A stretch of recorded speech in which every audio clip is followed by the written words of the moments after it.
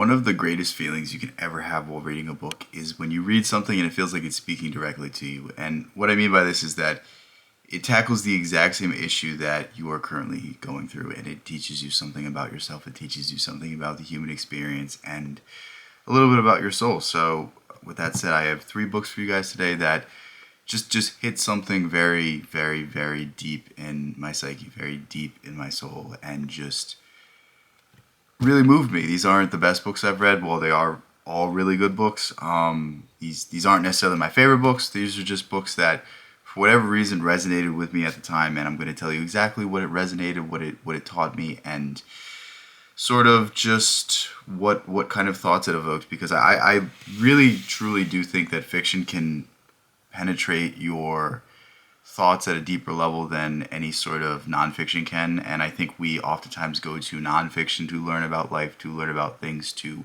learn about how to tackle issues. I mean, there's an entire self help industry that's based around this idea, but I think a really good work of fiction can really get to this deeper level. So, with that said, let's get into some of the books that really moved me. So, the first thing is The Old Man and the Sea by Ernest Hemingway. And this is on its face not a very deep book, but it is extremely important when it comes to the idea of mortality and the idea of diminished capacity and the idea of getting old and the idea of fighting against that father time, fighting against that inevitable sort of time in your life where you are no longer able to do what you once were. I'm not going to spoil it. I'm going to keep it as vague as I can so that I don't spoil it. I'm going to tell you the big themes. It's not going to ruin the story. It's a great story. It's something that you could pick up and read in an afternoon. It's a really, really good book. I promise you, you're going to pick this up and you're going to finish it in one sitting like I did.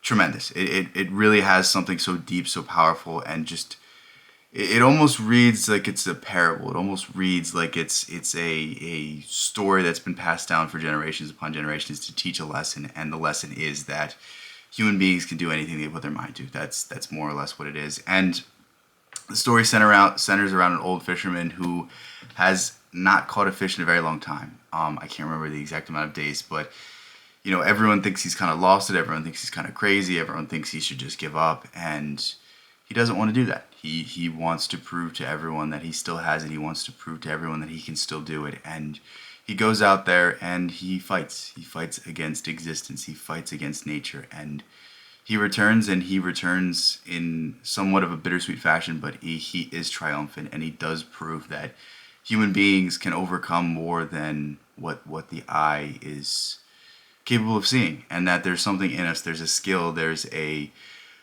lust for life. There's something inside of us that can drive us far beyond what we are expected to be capable of, and it's just a really, really, really tremendous story that just gets it across in such a simple way. And I feel like this is a book that I'm going to give to my children. This is a book that I'm going to give to a lot of people to kind of explain this idea, because I think this is something that we all struggle with. We all struggle with this idea of getting old, with this idea of yesterday is yesterday and we can't go back, and that our days are slowly counting down. We're slowly getting to the end. We're slowly getting older and becoming less capable, and we have to adapt. We have to change. And I'm at this big point of change in my life, and I'm at this big point where I wouldn't say I'm having an existential crisis, but like it's one of those things where you're finally faced with life for the first time, where responsibilities finally start appearing and becoming in front of you, and you're no longer treated as a young adult. You're treated as an adult, and it's a really great story that teaches the idea of responsibility, the idea of facing your fears, and really standing up in spite of whatever is in front of you, and meeting the challenge. With that said, we'll get into the next thing, which is a much lesser known book, but in no rights a lesser book. This is the Book of Mere Dad. At one point, this was my favorite book. I have to reread it to see if it was, if it held up, and it still will be my favorite book. I don't know if it's going to beat out Blake. I don't know if it's going to beat out Emerson, but it's definitely still up there in terms of books that have impacted me. I just don't want to say it's one of my favorite books, but I'm going to have to reread it. I will reread it very soon, but this is a story that is very interesting because this has the makings of An Alchemist, or the Prophet by Khalil Gibran. It's very similar to those two books. I think those are perhaps the most two similar books to this book out there, but both things that those two books do, this book does better. It has the story kind of elements of The Alchemist with the philosophical insights of The Prophet, and it kind of combines them into a best of two worlds. And it really is a tremendous book that not nearly enough people are talking about, and I genuinely don't know why. I think something along the lines of it was published independently. It was published in a different language. It didn't get a big push in America. This guy's a Lebanese author like Khalil Gibran. They were best friends. It's Mikhail Naimi. I hope I said that right. But the story centers around this fictional arc, or this fictional abbot or monastery. I don't know exactly what it's called. But basically the story goes that after Noah's Ark, there was sort of a effort put forward by Noah to stop the future flood of man, and he set up this monastery in order to keep man humble, in order to keep man at his roots, and in order to prevent future evil. It should be a place of worship. It should be a place where people can reach out their hand and be rewarded with, charity and things of that such. But, eventually they kind of lose their way. It becomes a place of profit instead of a place of worship. They have grand festivals. They have grand spectacles. It's a respected place where you can't show up with nothing and be, taken in. And that's really where the story starts. Well, not really. The story starts with a traveler that's looking for this fabled monastery, this fabled ark. But basically the main plot is that there's this man that comes. His name is Mirdad, and I'm not gonna spoil every part of this, but he's not exactly what the eyes appear to show. What he is putting forward, who he is. He's something more. He's more of a dervish, or more of a Count Saint Germain kind of figure, if you know what. I'm just muddying the waters at this point. But basically, he shows up and he has no clothes, he has no nothing, and he has to be a servant. And the people at the monastery want to shove him away and tell him not to stay there. But they're like, okay, if you're a servant, then you can come stay with us. And he is a servant for 7 years, says nothing. And after that, it's either 7 or 13 years. It's one of those numbers. There's a few numbers that you see repeated time and time again in those older sort of works, and Naimi kind of plays off this theme. There's some implication there. I don't quite know it, but there's something there. But basically, after whatever amount of period of time, he starts speaking, and he starts speaking in prophetic ways, and he basically converts all of the monks at the monastery to follow his way, to break down this high castle that they have constructed and destroy their sort of elitist sort of mindset on I'm better than everyone else around me, and give back to the people of the community, give back to the people of the world, versus staying up and sheltering themselves and hiding themselves away, and really kind of missing the entire point of preventing the future fall of man. Be among the people, don't be among the elite. And really, really good book. I really urge you to pick it up. There's a whole lot of really interesting philosophical things in it, and it's tremendous. Like I said, I have to reread it, but it really still does hold a genuine place in my heart, because when I read this book, I was looking for something more. I was looking for another answer. I was looking for another path. I knew the path laid out in front of me was, there was something off about it, but I couldn't quite put my finger to it. And it's that last point I tried to make, is that instead of being among the people, instead of trying to uplift the people around them, they uplifted themselves at the expense of the people. And really, that's what I was experiencing with a lot of the things that I was pursuing. It's, we put ourselves forward first. We put ourselves forward at the expense of other people. We get along to go along. We don't speak up when something isn't right in front of us. We don't rat out people that are doing wrongdoings in front of us. We're of that mindset of, oh, you can't be a rat. It's like, no, if there's injustice around me, I'm going to say something. I don't care about my career. I don't care about the company more than I care about my integrity. And that's the path I'm going to pursue. And that's the path that the Book of Mirdad really puts forward.